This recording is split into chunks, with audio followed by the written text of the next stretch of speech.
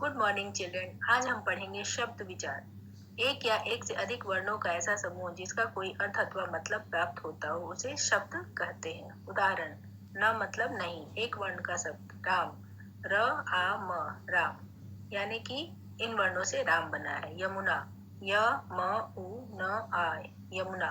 Deepawali, the ई प आ व ल ई, यानी कि इन वर्णों से मिलकर दीपावली शब्द बना है।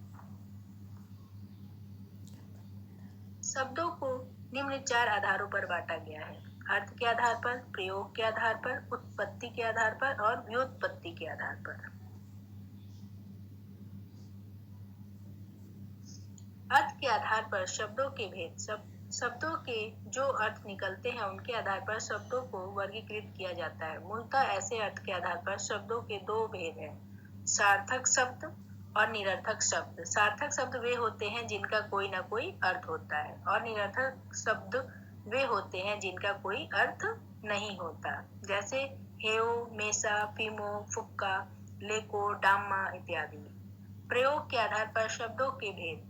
किसी भी भाषा की सबसे छोटी इकाई शब्द ही होती है, इसलिए शब्दों के प्रयोग को सबसे ज्यादा तरजीह दी जाती है। प्रयोग के आधार पर शब्दों के कुल 2 भेद हैं: विकारी शब्द, वे शब्द जिनके प्रयोग से लिंग, वचन, कारक का परिवर्तन आता है, वे शब्द विकारी शब्द कहलाते हैं, जैसे लड़का, सुंदर, घोड़ा, तिल्ली, नेता इत्यादि।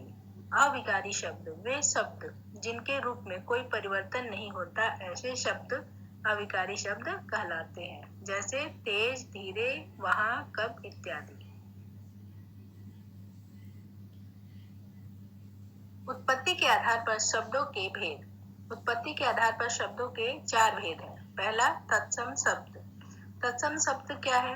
तत्सम शब्द उन शब्दों को कहा जाता है जो असल में संस्कृत से ज्यों का त्यों हिंदी में लाए जाते हैं, जैसे मृत्यु, रात्रि, सत्य, ज्येष्ठ, दिवस, अग्नि, अंधकार, तृण, उच्च, धैर्य, कर्ण इत्यादि।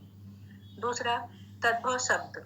तद्भव शब्द संस्कृत से आकर हिंदी में बदल दिए जाते हैं। ये अपने वास्तविक स्वरूप को खो भी देते हैं, जैसे पुष्प से फूल, जैसे मयूर से मोर, नव से नया, चतुर्थ से 4, वत् से बच्चा, चतवारी से 4, मध्य से में। इस प्रकार उनका संस्कृत से हिंदी में रूप बदल दिया गया।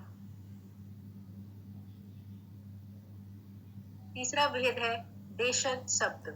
वे शब्द जो अलग अलग हिस्सों से लाए जाते हैं, उन शब्दों को देशज शब्द कहा जाता है, अर्थात वे आसपास के अलग अलग क्षेत्रों से वो बोलियां आई हुई होती हैं। इस प्रकार जो ठेठ, खिड़की और गांव की बोलियां होती हैं, उन्हें देशज शब्द कहा जाता है। चौथा, विदेशज शब्द। वे शब्द जो विदेशी भाषाओं से आकर हिंदी में जुड़ जाते हैं, उन शब्दों को विदेशज शब्द कहते हैं। उदाहरणतः डॉक्टर, गिरफ्तार, गरीब, बेगम, चाय, अलमारी इत्यादि। व्युत्पत्ति के आधार पर शब्दों के भेद। रचना या बनावट के आधार पर शब्दों को व्युत्पत्ति के आधार पर बांटा जाता है। ऐसे शब्दों के 3 भेद होते हैं: रूढ़ शब्द, यौगिक शब्द, योग रूढ़ शब्द। रूढ़ शब्द, ये शब्द हमेशा सार्थक होते हैं और केवल एक ही अर्थ को दर्शाते हैं। उदाहरणतः कान, सुन इत्यादि। यौगिक शब्द, ये शब्द हमेशा ही किन्हीं 2 शब्दों के मेल से बने होते हैं। कहने का अर्थ यह है कि ये सार्थक तो होते हैं, लेकिन ये सार्थक शब्दों का मेल होते हैं। उदाहरणतः कर्जदार, कर्जदार अर्थात कर्ज प्लस दार। यहाँ यह देखा जा सकता है कि कर्ज और दार का निजी तौर पर भी अपना एक अर्थ है। कर्ज का अर्थ होता है ऋण और दार का होता है लेने वाला, अर्थात दोनों को मिलाने से बनता है कर्ज लेने वाला। उन्हें मेल करने पर भी एक अर्थ निकलता है। ऐसे ही अनेक शब्द हैं: विद्यालय, दिल्ली वासी, आग बबूला इत्यादि। योग रूढ़ शब्द, ये शब्द मेल के बाद पारंपरिक हो जाते हैं।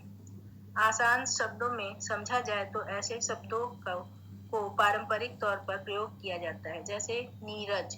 नीरज का निर्माण नीर प्लस ज के साथ हुआ है। ये सब 2 शब्दों के मेल से बना है, लेकिन इनमें से एक कोई अर्थ नहीं है। उसी प्रकार अलग अलग शब्द जो इस प्रकार बनाए जाते हैं, उन्हें योग रूढ़ शब्द कहा जाता है।